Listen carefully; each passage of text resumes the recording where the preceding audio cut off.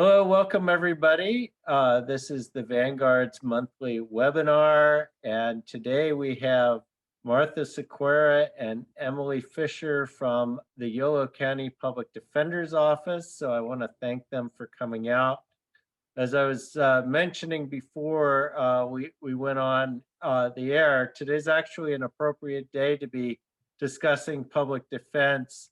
Sadly, it's the second anniversary of the death of San Francisco public defender Jeff Adachi. Adachi was a leading advocate for indigent defense and someone who was always fighting for the underdog. He was a great inspiration to a lot of public defenders and even those of us who are not public defenders, but nevertheless have been fighting for justice in the criminal justice system. It's been 2 years and can't believe it really. Still miss him a lot. So just wanted to mention that as we get started. The format of today is there's going to be, I don't know how long, a presentation by Martha and Emily. I have some questions that I can ask to fill in the gap, and then we can take audience questions. For those of you in the audience, just put it into the chat, and then Michelle will read them out and hopefully get them answered.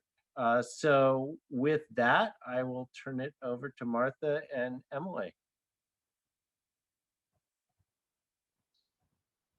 Good afternoon, everybody. Good afternoon, and thank you for having us. I will say we were told about this presentation maybe a week ago, maybe a little bit more, and we were trying to figure out the audience, and I think we might have been totally wrong and missed the mark, and now we don't know because we can't see anybody. So anyway, our plan is to talk about reshaping the narrative of the criminal justice system, and that could mean so many different things, and there are so many subtopics under this big heading that we could probably talk for years. I think the most important thing we want to cover today is what the current narrative seems to be, like what are the values that are supposed to be underlying what is going on in our day-to-day system. And then to talk about what are some perspectives that are overlooked on a day-to-day basis in the courtroom, mostly regarding the humanity of our clients. And then third, I'm hoping that we can all walk away with questions that we should always be asking on any given case, in any situation, and a different way to look at it as opposed to what works within our current narrative that we have right now, which I'm hoping at the end of this discussion, we all walk away feeling that there is something wrong with the current narrative of our system. So with that said, we have a very small PowerPoint. It's not a huge presentation, just to walk us through the content. And if I can figure out how to use this.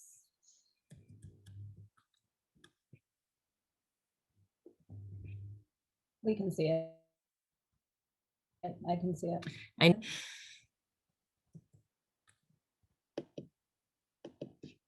There we go. Okay, so the current narrative. Essentially, what is being taught in criminal justice programs are that there are four main purposes behind our criminal justice system, being deterrence, incapacitation, retribution, and rehabilitation. And I think it's important to note at this point, since we do have a lot of people who talk about progressive system is actually headed in a better direction than it has been, which is true to a certain extent. But if we look at these goals, these are what are being taught to our criminal justice students, which is now one of the biggest fields of study. And it's not, I think, and I could be wrong, but I feel like most of the people going into these criminal justice programs are being trained to be probation officers, law enforcement officers. They're trying to we're putting deter people from crime.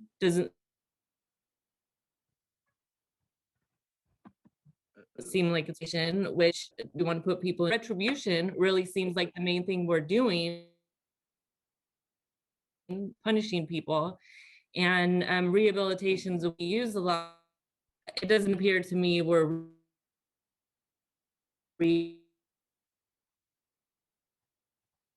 rehabilitating members. I don't know if you have something. I'm just trying to make sure that we're being streamed because people are having internet. Greenwell, can you hear us? I can hear you, but the audio and video are definitely off sync.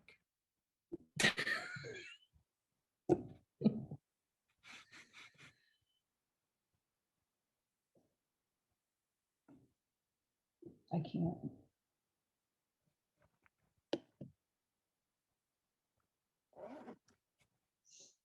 Can you hear it? It sounds a little better.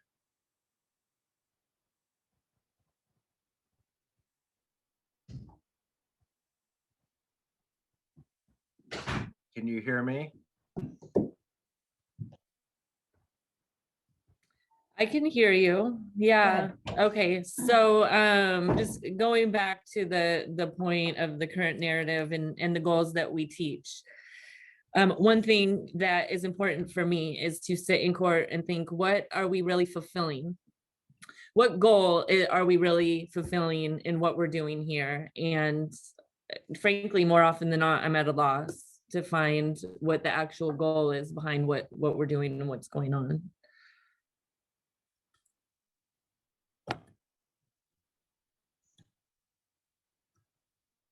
I'm just trying to change the slide. I think maybe we're. There we go. Okay, you go on this one. Just read. So currently the number of adults incarcerated in the state exceed, as you can all see the slide, 173,000 back in 2007. And at the point where we are at now, we had to refocus the people who were in custody so that the CDCR could get underneath the population cap that was imposed. That opened the door to a lot of different ideas and different ways that they could release people and keep people out of custody. But we are a society that incarcerates people at an alarming rate.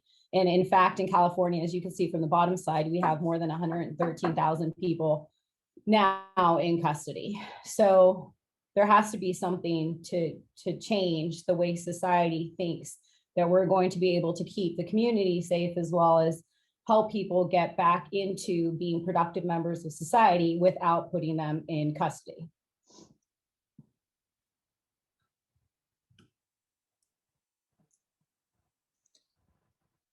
Now, the current narrative that we're in does seem to have this us versus them kind of mentality. And I wanted to find some examples from news media to show, just the headlines that we read about arrests even. When we read them, it makes us seem like we're different than the person who they're arresting and that they're a bad person. I think that the DA stands up for the victims in the community and that criminal defendants are bad. This seems to be a general narrative that people who are in trouble and end up in court are bad people, and that's why they're there, and that's why they need to go to prison. And it seems to be an underlying narrative that I've dealt with the whole time that I've done this job. It's explaining why my client is not a bad person, because they're not, but there's this narrative that's out there that we're always having to go up against, and it's a narrative that doesn't humanize our clients, and that's where it goes to that us versus them mentality. Like, go ahead. And one of the things Emily and I are constantly talking about is that instead of, when you have somebody who's accused of a crime, instead of trying to look at how as a society we all have some shared responsibility and how people could get into this situation, we don't do that. We don't try to analyze where we as a community have failed each other in providing an environment where we can all flourish. Instead of doing that, we assign blame. We say these are horrible people. We say these crimes are horrible crimes, but we never take a step back and look to see how is it that this individual got to this situation? Where was it that we as a society have failed to provide people access to their basic needs and a living wage and a place to flourish? Because as we constantly say, we as a community are only as strong as our most vulnerable. Yet instead of trying to promote our most vulnerable, instead of trying to give people an equal playing field, we just assign blame. And I think it's easier for people to assign blame and to put their heads in the sand than it is to take a strong look to where your community is failing to provide a platform for everybody to be successful. And a lot of our clients who come into the criminal justice system aren't in the system because they want to be accused of committing crimes. A lot of people find themselves in our system because they lack hope, they lack options, they lack opportunities, they lack support, they lack education, they lack a lot. And so instead of trying to meet these people where they are and give them services and start this process well before they become part of the criminal justice system, we don't do that. And then when they get accused of crimes, we blame them and we look to just them for accountability. And that fails because we know as a society that we are all as strong as each of our vulnerables. So we have to do something better because putting people in cages isn't going to change, isn't going to make us safer as a community until we start addressing the problems that make people commit crimes. As soon as we start addressing the inequalities that everybody faces in certain areas, we're not going to be able to keep the community safe because there's always going to be people who are not being able to be their best self. So that us versus them mentality totally overlooks the fact that we are all part of this community. We all have an obligation to make our communities stronger. And it's not just us against them, it's all of us together. And that narrative isn't shared amongst general population. And it hasn't been one that has been promoted throughout at least my entire history or my entire career in the criminal justice system. And I think we need to start reshaping that. We're all as strong as each other. Go ahead, Emily.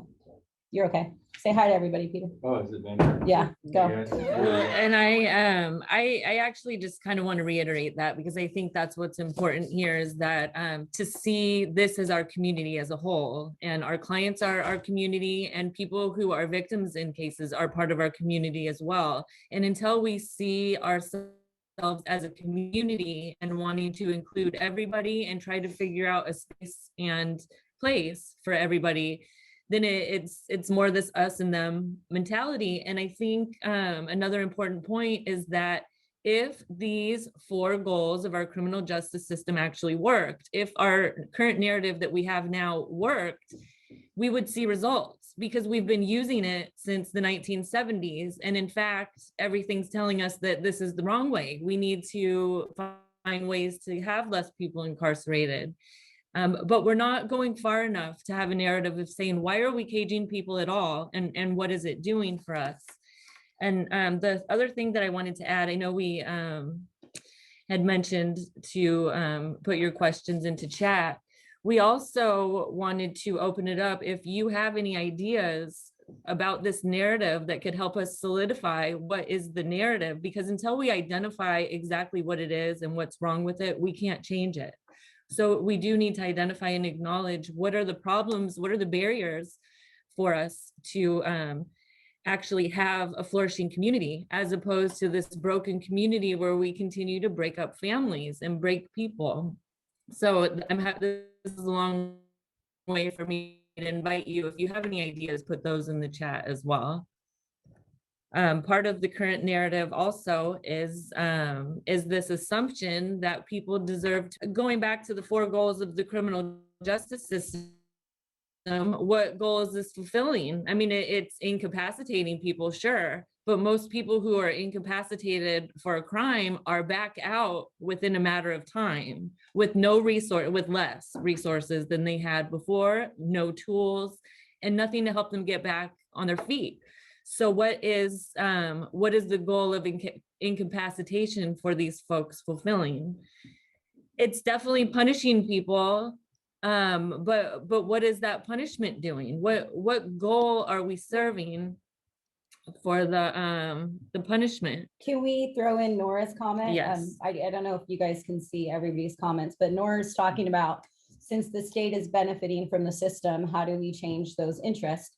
And she talks about how caging people provides a nice, cheap labor source for the state. Not only does it provide a nice, cheap labor source, but it's a very, it's a business, right? There are hundreds of thousands of people who make very good livings working within the current framework of the criminal justice system. So it's not just a benefit to the state by having the nice cheap labor, it's also a benefit to all of the people who are making a profit out of supporting the narrative of putting people in cages. So how do we change those interests, Nora? I think that we have to be more vocal about the actuality and stop letting people convince others that putting people in cages is making us safer. And we have to start being more vocal about the monetary interests that people have in keeping people in cages. I don't think there's enough conversation about that. So I think that one of the ways that we can change that is by pointing out there are a lot of people who don't want the current system to change because they receive a very big benefit from the current system. For example, correctional officers, they don't want the current narrative to change because these are individuals who make a very good living and have a very good pension off of more people being incarcerated. So how are we ever going to get them to change their perspective? We're trying to threaten their livelihood. I don't know the answer, but I think bringing more attention to it will help. And I also feel like when the dialogue in the community becomes more caring about each other and listening to each other, and then I think that helps put the interest directly in the community. And then I don't know, at some point, I hope it would be taken away from blindly supporting these institutions that at the end of the day are not benefiting most of us. And like Tracy says in her comment, that currently when a person is sent to state prison, the state foots the bill. And if the committing county had to foot the bill, it would require the counties reassess what works and what doesn't. And she references realignment in 2011. And that was a big thing that changed, at least from our local perspective, some of the offers that we were getting. Once the budget shifted to the county to house and pay for the clients who were sentenced locally, it did change the narrative a little bit. So making it affect people's budgets, I think, is what Tracy is kind of alluding to. And I think that works as well. And another assumption that I've identified under the current narrative is that people who commit violent offenses are bad people and prison is the only answer. And I think this is a common one from the whole time I've practiced this in this career. And that is, if there's a violent offense or if someone has a violent offense conviction on their record, it almost is like resigned to the fact that the prison's only answer for that person, instead of saying, how do we integrate someone back into the community who had a situation like that in the past? Or is that the only way to look at it, to say if someone commits a violent offense, then we just give up on them? Or what can we do to change this assumption and to not give up on people? And there's an assumption that our clients are guilty and that they don't always get the presumption of innocence. And while we'd all like to sit and say that this isn't true, I think anyone who practices criminal defense knows that, I mean, it's just stacked against us. From the moment of arrest, the dialogue is that person is bad. And that's what's put out into the media, and that's what follows them to court. And we're not starting from a point to say, how could that have happened? Let's see what happened before we make any conclusions, which is what the presumption of innocence really would be.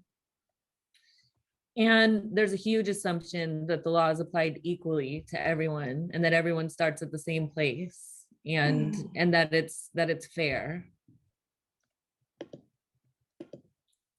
So one of the questions from, I think, Susan was asking, talking about the victims and how the victims are used in the system.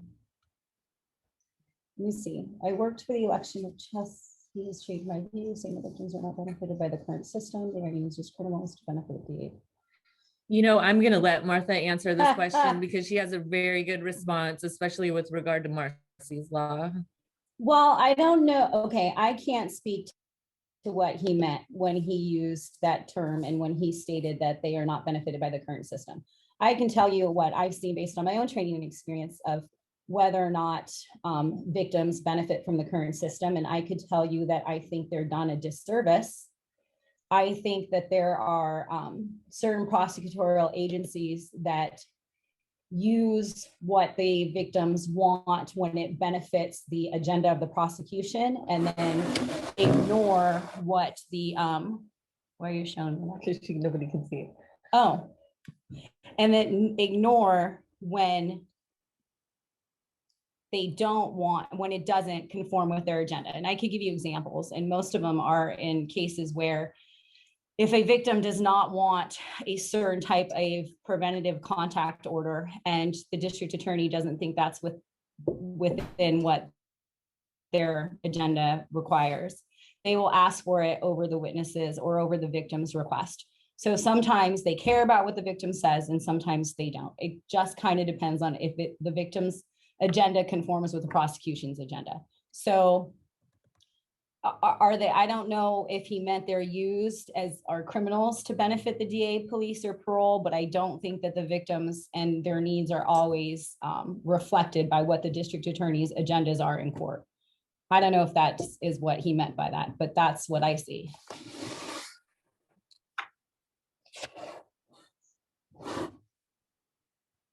You can, I don't know the next question.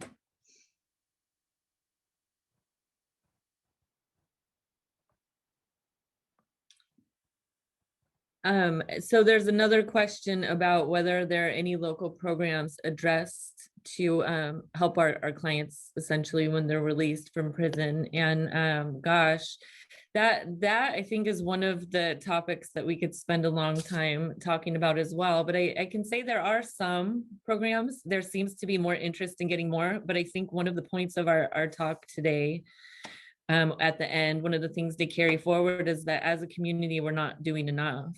We're not. And I didn't break down the funding that goes into law enforcement. I meant to from last June from the fiscal year, and I'm sure my boss knows, but the amount of money we put into law enforcement is a lot.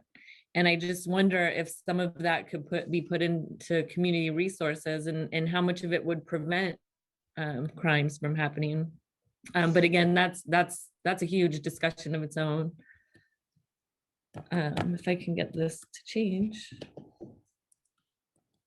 So perspectives that seem to be overlooked in court, and I think this is the reason that the money isn't being spent on our clients and instead is being spent on arresting them, caging them, managing them to and from court.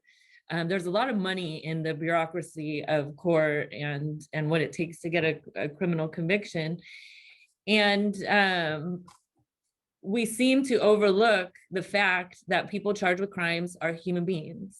We seem to overlook the humanity of who we're dealing with in court. And the more violent the offense, the less people are seen as humans. We seem to overlook the fact that a criminal defendant is somebody's mother, somebody's father, somebody's brother, sister, aunt, uncle, daughter, son, you name it. They're a member of our community.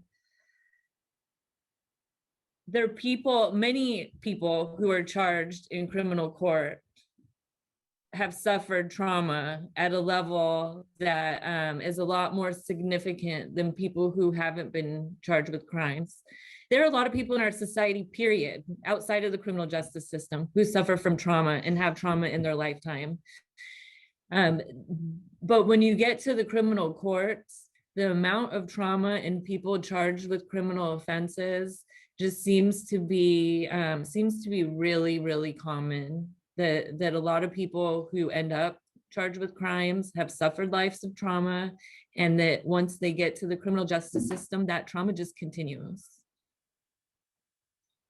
Our clients are people who don't have a lot of tools and resources in the community. So I just talked about the general public having a lot of trauma. A lot of people in the general public have tools and resources. A lot of our clients don't have those same tools and resources. And when they come to the criminal justice system and they end up convicted and they end up being put on probation and they're given all these expectations of things they need to do, nobody stops to think that nobody ever taught them how to get things done. They never had a role model in their life to show them how to get things done, how to do things for themselves to get them to a place where they want to be.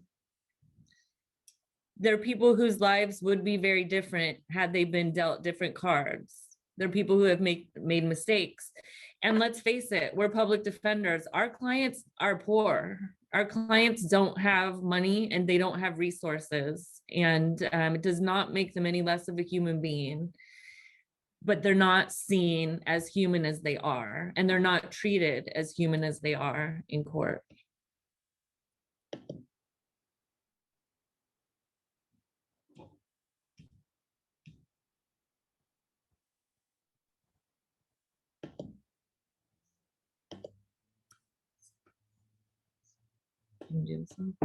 Where are we?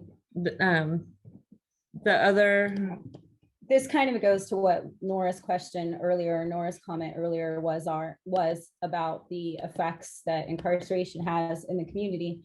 And I don't think people understand that the ripple effects of incarceration go well past what the obvious is.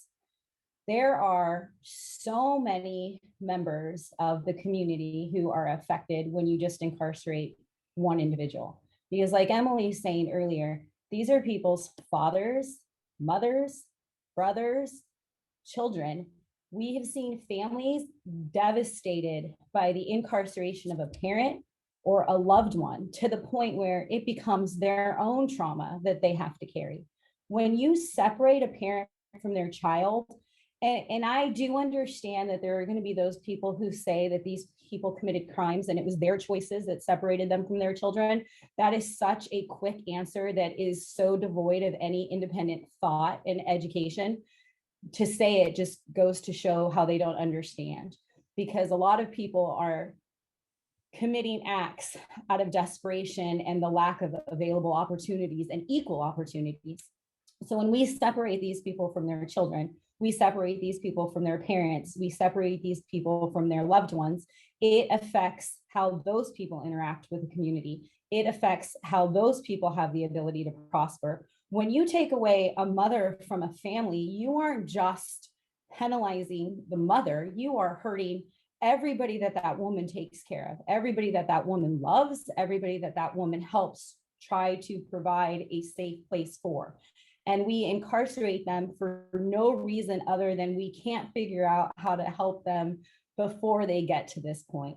We have ripple effects in children in schools. We have ripple effects with older people in our community who depend on their children to take care of them. When we incarcerate them, we leave those people high and dry. There are so many ripple effects when you take a loved one and put them in a cage that we don't see and that we don't talk about enough. And sometimes you have prosecutors trying to put people in custody under the guise of protecting these people.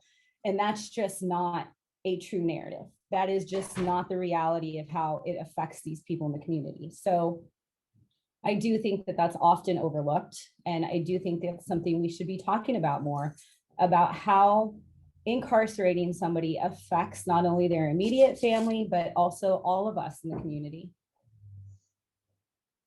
And I think that's what the next points on this slide go to, is the effects that it has on families, loved ones, especially the children.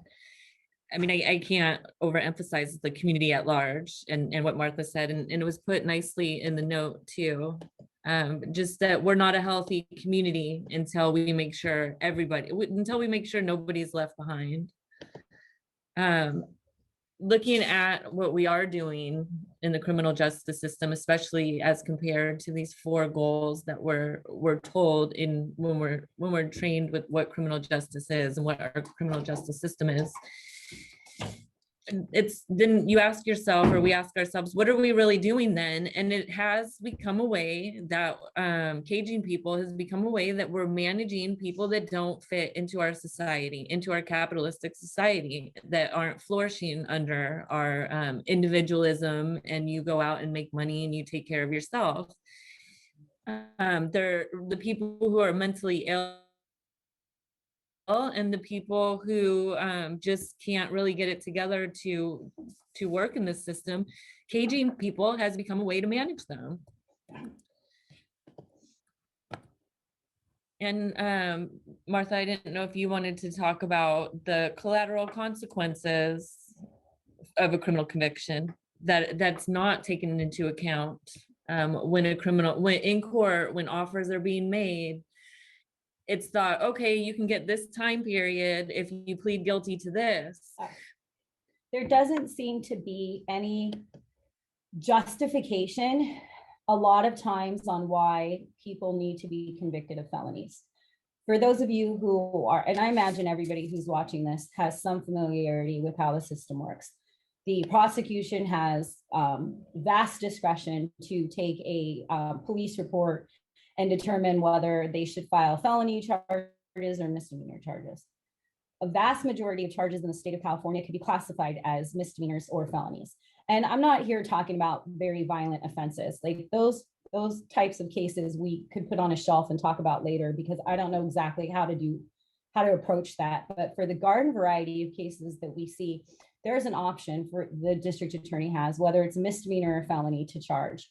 And the go-to position on a lot of cases, especially cases where people have criminal histories, isn't whether or not they should charge a felony, it's they do charge felonies. And then that's where we start the negotiation process from a felony conviction or from a felony offer. And what I think people fail to see is that a felony conviction has consequences that are far reaching past when their cases in the criminal justice system are completed. For example, I live in West Sacramento, so there's a lot of our clients who I have contact with well after they're off probation, well after their criminal cases are done, but they are still suffering the effects of those convictions. For example, recently I had a conversation with a gentleman who was very interested in helping his son's high school basketball team at River City play and coach with the team. And he wasn't allowed to be a volunteer coach for his kid's high school basketball team because he suffered a felony marijuana conviction from when we were kids, when we were, maybe he was 19, 20 years old. So this is a guy who, since he was 20 years old, has lived a very good life, has not been in any trouble, but he can't help coach his son's high school basketball team because he has a felony conviction. And I don't think people understand that saddling somebody with a felony has consequences that are far reaching and affect their involvement in the community decades later.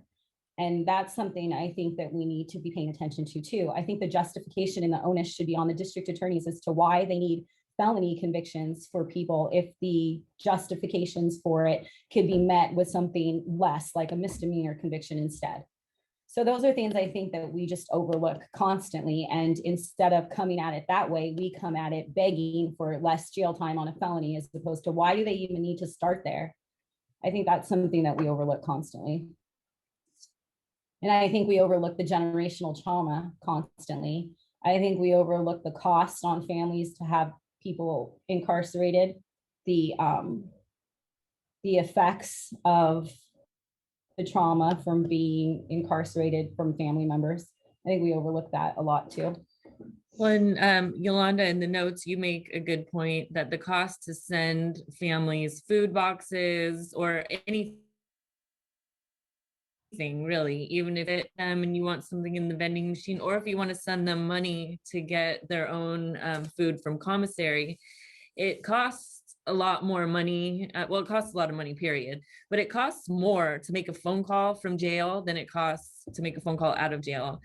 And I don't have the site to me right now, but if you Googled Time articles, there was a really good article written by a man, I think he's a professor somewhere, but the article was about why he will always pick up the phone when he receives a collect call from his brother from prison. And the amount of money he spends on these phone calls, I think it's like $80 a month, or it's just insane. It's costing the family money to maintain a relationship with his brother. And so there are far more consequences to the community overall from the criminal conviction than just the idea that or whatever the purpose is.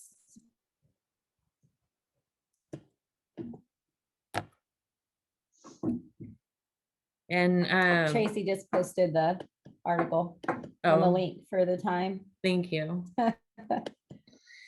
And when we're watching court hearings, one thing Martha and I thought was we might be talking to interns for the Vanguard who are watching the court hearings.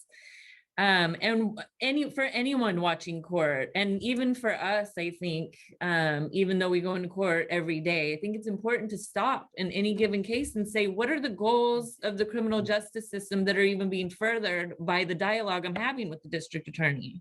What is the whole point from all of this? Sometimes it gets hard to see that there's a point beyond the fact that we're a society that puts people in cages. Sometimes it gets really hard to see what the point beyond that is.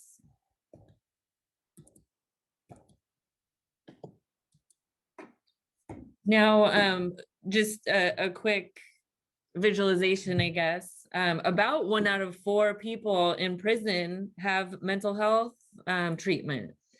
So it's almost very clear that this is how the cages are what we're using to help manage people who need mental health services. 1 out of every 4 is a lot of people. And if you were to pay attention on a daily basis in a small county like Yolo, you can only imagine what it's like in bigger counties. But if I had $1 for every time I heard if I had $1 for every time I heard somebody say, we don't know what else to do with this person, so the default is to keep them in a cage, I would drive a nicer car than I have, because the reality is that we put so many people in cages who we do not have the resources for, or we don't have anything in place for to help protect them in the community. So instead of acknowledging that we're failing them in the community, we put them in custody. And for those of you who live in West Sac like I do, we can drive down West Capitol every day and we could put half of those people in custody because they have mental health problems. But when we drive down West Capitol the next day, there will be that half filled up from other people who have mental health issues. Because until we start addressing what's causing these issues, and until we start giving people resources to become stable, we are going to have people who have mental health problems in the community who continuously get put in cages because their behavior, although maybe not violent and maybe not scary, is unmanageable in the community. So what do? We put them in a cage until we can figure out what else to do with them. And that's not what the criminal justice was supposed to be designed for. And that where we as a community should be ashamed. We should be embarrassed of the fact that that's how we protect our most vulnerable. And just to say a couple words about the effects on children, because I think that's one thing that is clearly overlooked on a day-to-day basis when talking about criminal cases and criminal convictions and offers. And when you talk about anything, I guess, in court, over 2.7 million children in the United States have an incarcerated parent. It's enough to fill over 5,100 average-sized public schools. Since 2006, 32,000 incarcerated parents have had their children permanently taken from them. And I included a link to the article where I got this information from. Can you imagine? Can you imagine what that's like for a child to have that in addition to all of the inequities that that child is already suffering, because we know that most of the people who go to prison, who go to jail for things like substance abuse and things of that nature are poor, because rich people who do drugs don't go to jail. Rich people who do drugs get to shut their doors, get to live in their big houses where their neighbors can't hear them fighting with each other. Those people don't go to jail. So those kids don't lose parents. But the parents who go to jail for doing drugs and things of that nature are parents who live in poor communities where they can't do their drugs behind closed doors. Those parents go to jail. Those children suffer. So you have generational trauma on top of generational trauma, on top of poverty, on top of an unfair access to education, to opportunity. At some point, we have to change how we're approaching this, because we know what we're doing now does not work. It just furthers the cycle. Now, the California Budget and Policy Center apparently is an independent auditor. I don't know what you would call it, independent organization. And I just wanted to highlight that they did a report last August 2020, and their conclusion was a little bit bigger than what I've included in this slide. But essentially what they've come up with is that California's experience with criminal justice reform provides further evidence that reducing mass incarceration of men and women can go hand in hand with lower crime rates. So what are we doing?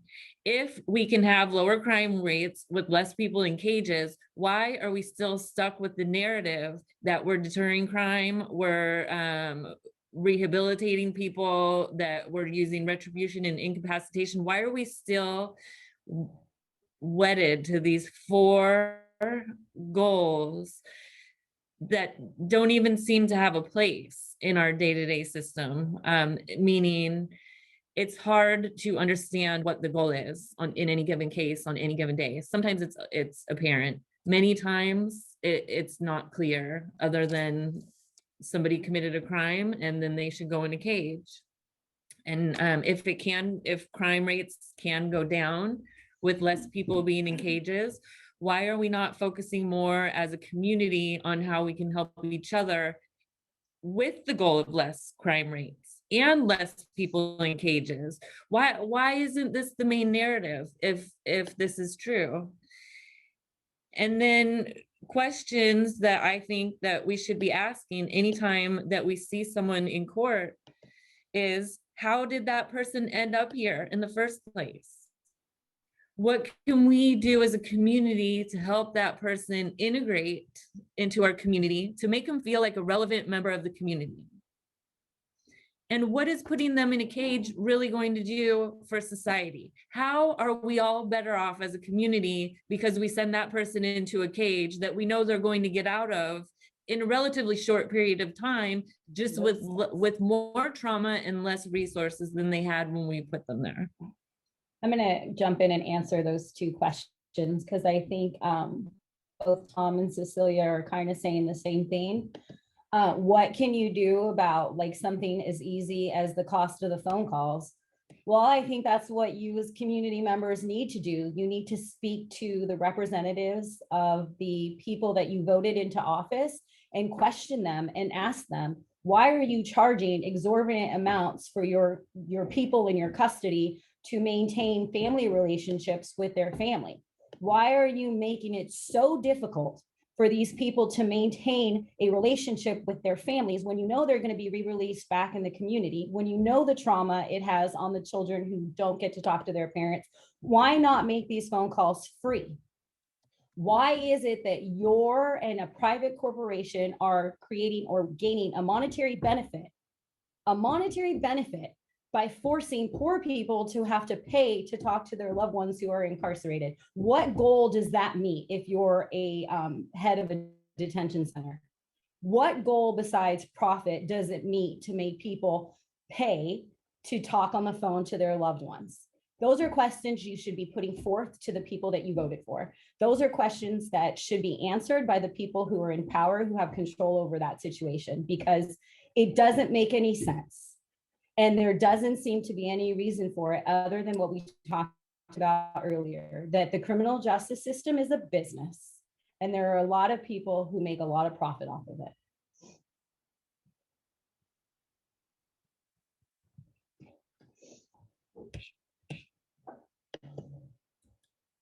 So that's the end of the slide presentation that I put up, or that I put together. I think David said he had some questions.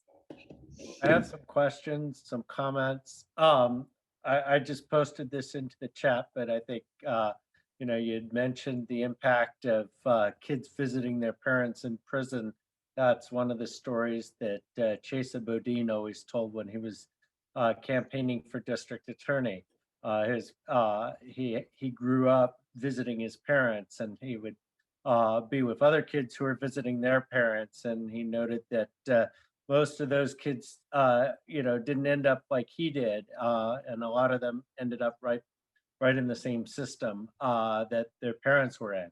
He was fortunate, and he recognized that. So wanted to make that comment. Here's a question. You mentioned this early, and it's one of the things that I always struggle with actually as a writer is, you know, people's perception of people stuck in the system is kind of this robotic thing. You know, these are bad guys. You know, they're different than us. And, you know, I've gotten to know quite a few people that have been caught up in the system at one point in their life. And a lot of them, you know, are very strong, and they're able to actually get past that at some point and become productive in their lives. But, you know, they always get tarnished with this brand. So how do we humanize the people that get caught up in the system? First, you have to open your mind to the idea that they are humans. I don't know how to answer that, because it's not something that I've ever personally had to tell myself. This is the job I have because of my love for people in general, and not falling into that trap. So I don't know how to answer that question. I guess maybe people need to broaden their horizons a little bit and have some conversations with people who maybe they don't think look like them. But the reality is that we all have the same struggles. Some of us just have better access to services that keep us from being in the criminal justice system. Because don't get it twisted, you could very easily be one of the people who you think are bad in a minute. It just depends. And so I don't know how to change those people's mindset, because it's never been mine. What I try to do with my own family and people that I have this conversation with in the community is challenge where they get the foundation for that opinion. Where is it that you're getting the foundation for this opinion? Because you must have grown up in a place that was really, really nice to be free of any of the things that I see that bring people into the criminal justice system. I think if you're an individual who grows up in a low-income neighborhood, you don't have that perception. If you're a person who grows up in an environment where you have a lot of friends who are people of color, or you've known a lot of people of color, you probably don't have that perception. It's probably a very small but powerful group of people who have that perception, because most people who have that perception have the advantages of wealth and opportunity. So I don't know, talking about it more, I guess. Making people broaden their horizons. I don't know how to do that though. Tracy says, stop calling. Well, you know, I'll say. I do that all the time. Tracy says, stop calling them defendant and offender in conflict. I'm constantly telling people who call my clients inmates or defendants or offenders, I say, you mean my clients, my peeps, my people? Like, they're people, they're people. and you know, I'm constantly telling judges too, like, why he has a name, she has a name, yet we come up with these labels so that we can dehumanize people, right? I mean, we do that so much in the criminal justice system. So yes, that would be a great way to start, to call people by their names. Something really simple. The sound is still a little off for you guys. So if I talk over you, it's not intentional. Sorry. So we spend about $85,000 per person per year to incarcerate someone. How can we better use those resources? I liked what somebody was talking about earlier when she mentioned restorative justice. I think that restorative justice is a great idea, not necessarily in how it's utilized everywhere or how it's followed through everywhere, but the concept behind restorative justice, I think, is phenomenal. And I think it should be broadened to include crimes that we don't include for restorative justice, but are actually probably able to benefit even more from restorative justice than the cases I see get set through there now. As a community member, when I talk to other members of our community, it seems to me like everybody's very interested, that there are a lot of people, especially in Yolo County, who are interested in being a part of the restorative justice.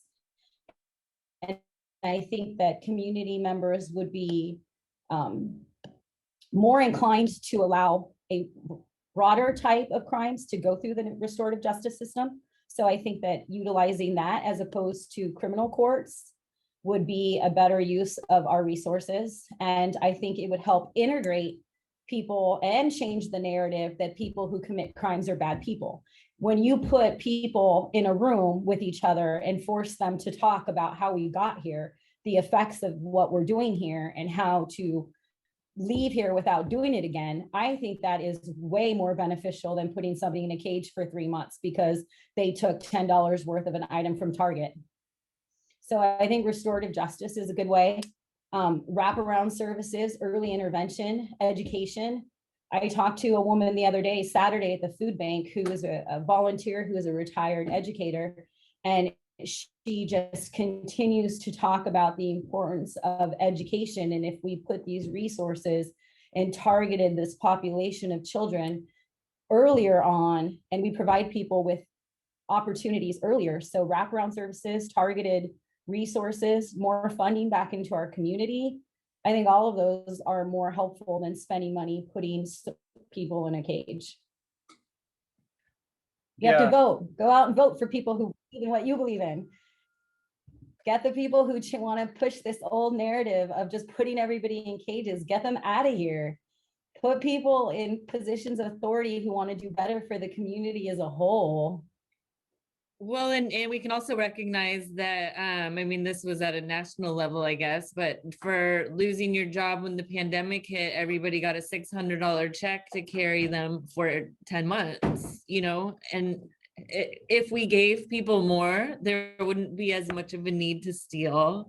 There wouldn't be, I guess I'm kind of an idealist. I like to think we don't need cages if we took care of everybody in the community. I think, you know, one thing that always strikes me is that we spend $85,000 on each person that we incarcerate. That's about the equivalent of a Harvard education. So it seems like we're spending the money on the wrong end here. 100%. 100% agree with that. Mm-hmm. Michelle, do you want to read that question that you just sent me? Sure. So there's a question in the chat, and it is, would you like to discuss how changes in California law over the past 2 years may have impacted activity in your public defender's office? So I'm sorry, you guys are cutting out. I kind of heard the question because I read it earlier. So I don't know if you can hear us or not at this point. Can hear you.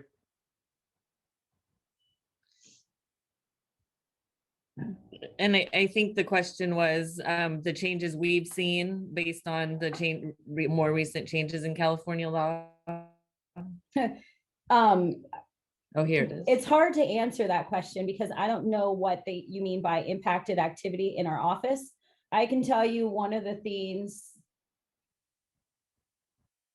Yeah, I don't really know how to answer that question. I'm sorry. Maybe Emily does. Well, you know what? My initial thought is that the drug charges had far more significant daily impact than the changes in the last 2 years. I mean, there's definitely been, and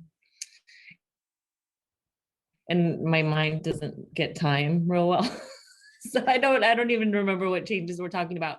But if we're talking about like Prop 57 and like AB 109, it's definitely changed the system in terms of, or changed my practice in terms of what people are looking at on specific offenses.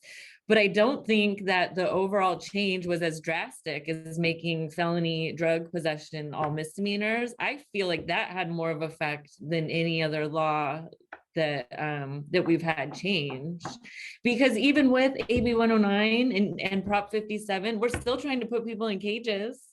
That it's just changed the amount of time that they're allowed to ask for in a plea bargain or after trial. And maybe I'm missing the law of the last 2 years, but that's what comes to my mind. So Tracy is talking about SB 1437 and how dedicating an attorney to litigate these. So that would be one answer, is how it's impacted the public defender's office, is that we now have an attorney who's dedicated to litigating whether or not somebody would qualify under SB 1437, because the DA is opposing the constitutionality of it. So that's something that's impacted our office. You know, it's funny, something that hasn't impacted us, I don't think, but has opened my eyes to, since the housing of offenders here or clients here in Yolo, as opposed to state prison. One of the things that's been really eye-opening for me is the amount of wasted talent and dead time of people who are incarcerated. Because before, at least for me as a public defender, when my clients got sentenced to prison, part of you has to disconnect from that client and thinking about them anymore, because it's really hard when you take time to sit and imagine all of your people who are in cages is overwhelming sometimes. So for a lot of us, the coping mechanism is when our case is over, our clients go to prison, we kind of keep them out of our head, right? While having people housed locally, they call you a lot because you're here and they're here. And so there's more communication with people who are doing local sentences. And I've noticed and gotten to see how they're spending their time doing local commitments and what a waste that time is. So that's kind of impacted how I approach cases. I've tried to, that's not really a public defender theme, but one things I think we can do as community members to bring focus on giving our people who are in custody here locally serving sentences, they need to have the ability to do something productive while they're serving their local commitment, because these people are going to be released soon back into the community, and there's no programming in our local jail. There's no ability to, you can't even take college classes here. I have clients who've been in custody for quite some time doing local sentences, and they've done everything that is availed to them through the county jail. They've gotten their GED, but they can't take college classes, even though they're next door to a community college. Like, that's crazy. There should be an ability to use the time that they have while they're serving these sentences to better themselves, so that when they get out, they have more resources available to them. So that's something that's impacted the way I practice, is I didn't realize what a waste of an opportunity people have just sitting here doing dead time. And why is that? Why can't we implement something that benefits everybody as well as them for when they get out? I don't know if that's actually the question though, so. Well, that's a good answer though, because, you know, one of my biggest concerns is you have somewhere between 85 and 95% of the people that end up going to prison or, you know, incarcerated otherwise are going to be released at some point, and we're not giving them any tools to avoid going back. It doesn't make any sense. We spend $85,000 and we don't educate them. We don't give them job training. We don't give them mental health services, or at least competent mental health services. You know, they may get substance abuse treatment, but even that doesn't work very well. And we're not harvesting talents. You know how many of my clients are talented individuals. I have clients who can wire a house, who can build a house from the ground up, who can draw me pictures, who can write me stories. I have clients who do things that are constantly an amazement to me. And I say, there's all of this talent that we are just throwing away because of these arbitrary goals that are never being met anyways. And it's crazy that we're not is this, I mean, does anybody seen the video, or not the video, but the picture from the Perseverance? Is that the name of the rover that's on the moon right now, right? Like, we can put machines on different planets. We can do all of these impossible things as a society, but we can't figure out a better way to fix the criminal justice system than putting people in cages like that.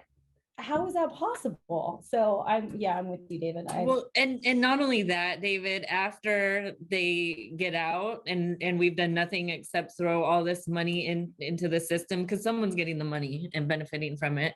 But when they get to court on their next case, the narrative turns on them. Why didn't you do this?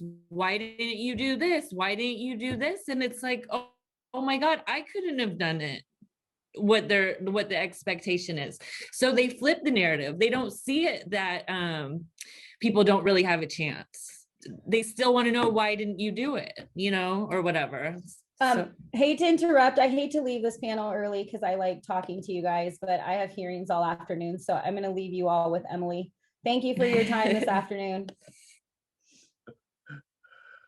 Well, we can cut out early. I gotta go.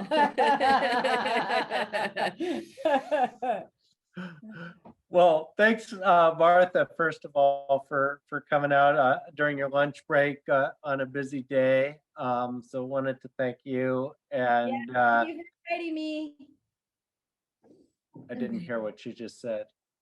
She said, thank you for inviting her. Oh. Always.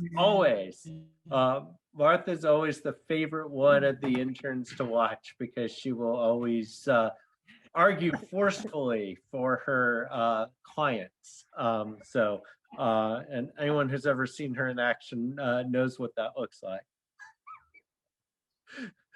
So, Emily, did you have any closing thoughts? Otherwise, we can wrap up now.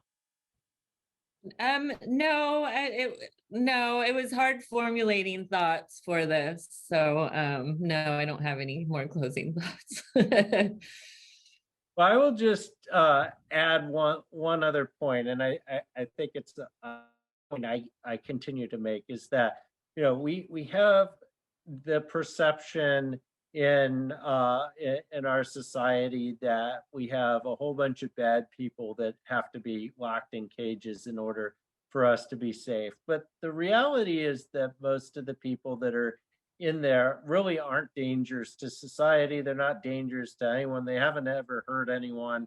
And it's actually the fairly rare case where the people actually, for the sake of society, need to be locked up. And yet we've really planned our criminal system for the worst common denominator, and then we compound that error by throwing them into custody for longer and longer periods of time. And even though the research tells us the opposite is true, as you get older and older, you're less likely to commit new crimes, because older people, their brain development is such, and they kind of grow out of that period of time. And yet we lock people away way past the point when they're actually a threat, which sucks all this money up. So I will leave it at that. I want to thank everybody for coming out and joining our webinar, and thank you, Emily, for sharing your thoughts. Thank you, David. Thanks everyone for coming out.